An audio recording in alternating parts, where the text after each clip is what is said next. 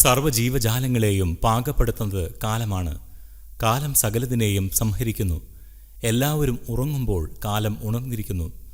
കാലത്തിനെ ഒരിക്കലും നിയന്ത്രിക്കുവാൻ കഴിയുകയില്ല എന്ന് ചാണക്യഗുരു നമ്മളോട് പറഞ്ഞു വയ്ക്കുന്നു. വയസ്സ് കൂടുവാൻ വേണ്ടി വന്നെത്തും ജന്മനാളുകൾ. വൈരിയാണോ സുഹൃത്താണോ വളരെ സംശയിപ്പൂ ഞാൻ. ഈ കവിതാശകലം കേട്ടിരിക്കുമല്ലോ. ജന്മനാളുകൾ ആഹ്ലാദകരമാണ്. എല്ലാവർക്കും ഒരു സുഹൃത്തിനോടെന്ന പോലെ സൗഹൃദം തോന്നും. പക്ഷേ വയസ്സ് കൂടുകയാണ് ചെയ്യുന്നത്. കാലം മുമ്പോട്ടാണ് നീങ്ങുന്നത്. ഒരിക്കലും നിയന്ത്രിക്കാനാകാത്ത തരത്തിൽ എത്ര അർത്ഥവത്തായ കവിത! ചാണക്യഗുരു നമുക്ക് പറഞ്ഞു തന്നത് പ്രപഞ്ചത്തിലെ സകല ചരാചരങ്ങളെയും വളർത്തുന്നത് കാലമാണ്. വിത്തിട്ട് ചെടിയായി പിന്നീടത് മരമായും പൂവായും കായുമായി ഉണ്ടാകുന്നത് കാലം മുന്നോട്ട് പോകുന്നത് കൊണ്ടാണ്. എല്ലാത്തിനെയും പാകപ്പെടുത്തുന്നത് കാലം തന്നെ. കാലം മുന്നോട്ട് നീങ്ങുമ്പോൾ മരണം സംഭവിക്കുന്നു. ആയുസ്സൊടുങ്ങി എന്ന് നാം പറയും. സ്വപ്നത്തിൽ ലോകം എല്ലാം മറക്കുമ്പോഴും കാലം ഉണർന്നിരിക്കുന്നു. രാത്രിയും പകലും മാറി മാറി ഉണ്ടാകുന്നു. നാം ഉറങ്ങിയാലും ഉണർന്നാലും കാലചക്രം മുന്നോട്ട് നീങ്ങിക്കൊണ്ടേയിരിക്കും.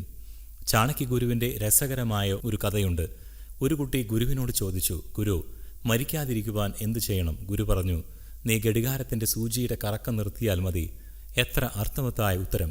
ഇങ്ങനെയുള്ള ശ്ലോകം എഴുതുവാൻ ചാണക്യഗുരുവിനെ പ്രേരിപ്പിച്ചത് നാളെ ചെയ്യാം, നാളെ തുടങ്ങാം, അടുത്ത ദിവസമാകട്ടെ എന്ന് പറഞ്ഞ് എല്ലാം മാറ്റിവെക്കുന്ന ചിലരുണ്ട്. അവർക്ക് വേണ്ടിയാണ്. സ്വപ്നം കണ്ട് ഉറങ്ങാതെ നാളെ നാളെ എന്ന് പറഞ്ഞ് മാറ്റിവെക്കാതെയും ഇന്ന് തന്നെ കാര്യങ്ങൾ ചെയ്യുക, മുന്നേറുക, നന്മയുള്ളവരായി ജീവിക്കുക.